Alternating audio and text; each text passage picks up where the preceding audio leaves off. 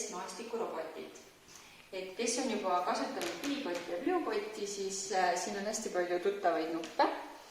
Aga maastikuroboti erinevus on see, et ta on hästi vastupidav, temaga saab sõita õues, liiva sees, vee sees, ta ei ole küll veekindel, lume sees ja töötab põhimõtteliselt samamoodi nagu piipott. Ja siin peal on siis sarnased nupud nagu piipotil, on edasi-tagasi, paremale-vasakule, paus, tühistamisnupp ja start. Ja tema üks samm on siis edasi 20 centimeetrit. Lisaks on siin veel 2 nuppu. Esimene nupp on kiirus. Tal on 3 kiirust. Esimene, kui nupp ei põle, siis ta jätab sõitmisel pausid vahele. Ma näitan. Panen siis 2 otse käsklust ja go. Jättis pausi vahele. Nüüd ma panen selle nupu põlema, siis ta enam pausi vahele ei tohiks jätta.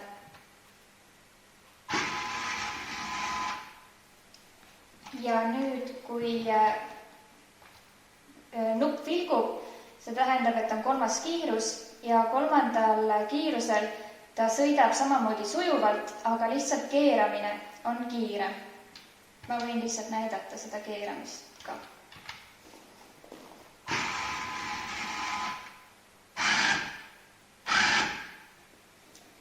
Nii, ja siis tal on teine nupp siin peal, mis on takistuste vältimine. Nüüd, kui ma panen enda käe siia näiteks ette, siis ta väldib seda ja proovib leida endale tee.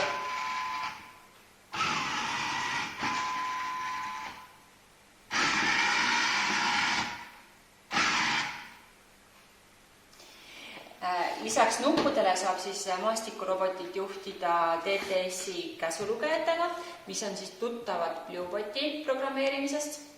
Ja saab ka tahvelarvutis. Ja tahvelarvutis on oma rakendus olemas. Mis on hästi sarnane bluebotiga, kes on kasutanud. Et kui sa oled tuttav blueboti rakendusega, siis programmeerimine maastikurobotiga on täpselt sama lihtne.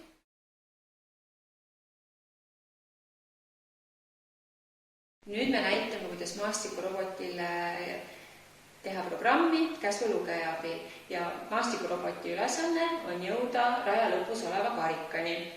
Ja laps saab siis jälle näiteks panna nende ribadega ettekäsklused, mitu korda ta peab mingit käsklust panema. Ja siin on jälle meeles pidada, et ta keerab koha peal.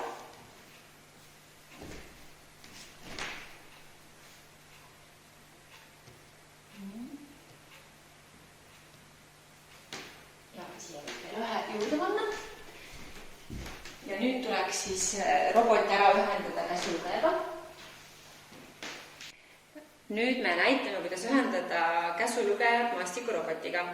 Selleks tuleb mõlemad seadmed sisse lülitada, vajutada käsulugejal sinist nuppu ja oodata, kui nad omavahel teineteist leiavad ja tekivad maastikurobotile sinised tulukesed. Ja nüüd siis tuleb käsuplaatidega kirjutada programm ja lastel on lihtne näiteks, või tublimad saavad ka peas seda teha, aga abiks on need väiksed teekombed siin. Ja nüüd on näha, et 1, 2, 3, 4, 5 korda tuleb edasi panna.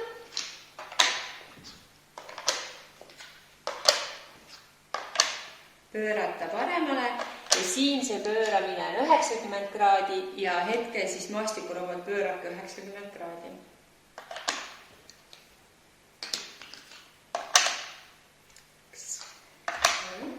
Vasakule ja 4 edasi.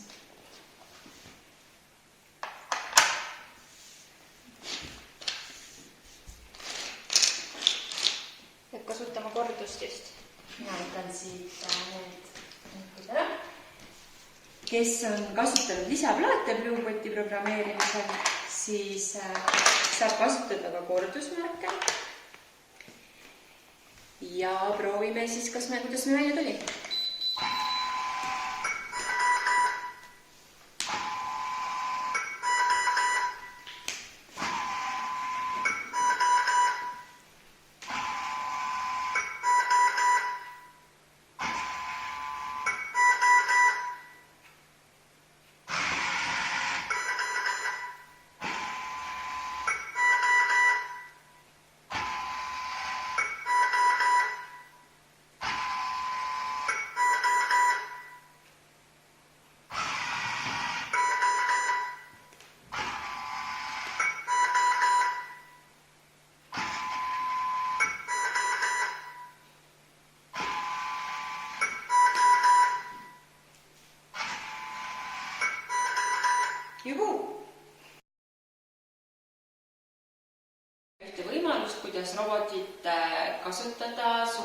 Eesti kaardi peal. Meil on kasutusel Dashi Eesti kaart ja meie ülesandeks on maastikurobot juhtida Tallinnast Võrru.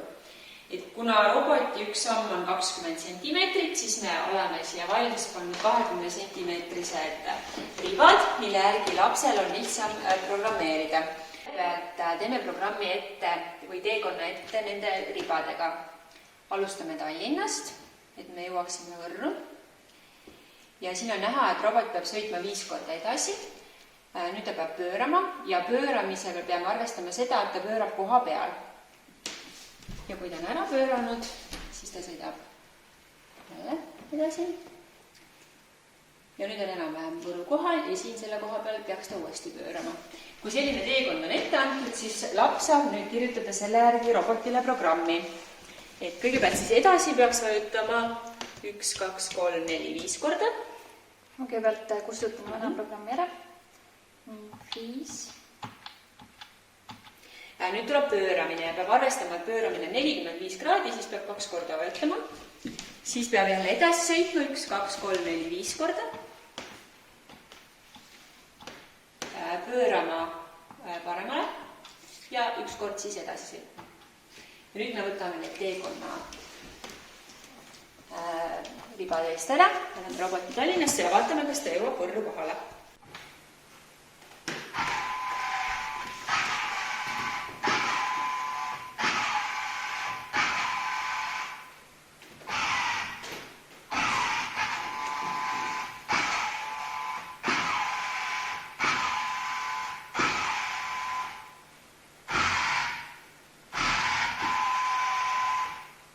Ja ma panen nüüd teise kiiruse, et ta sõidab ilma pausideta.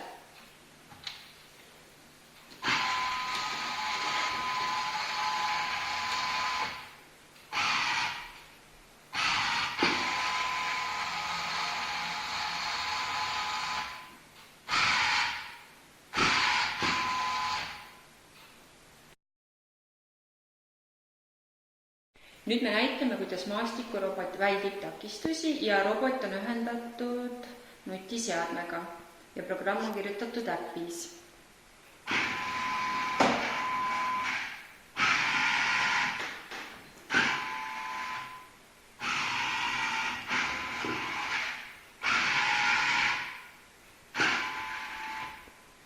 Robot sõidab nii kaua edasi, kui tal pole enam ees ühtegi takistust. Siis ta jääb seisma.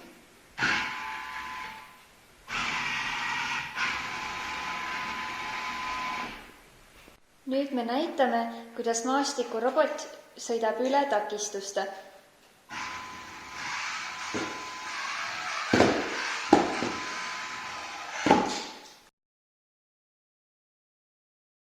Nüüd me proovime, kuidas maastikurobot sõidab õues.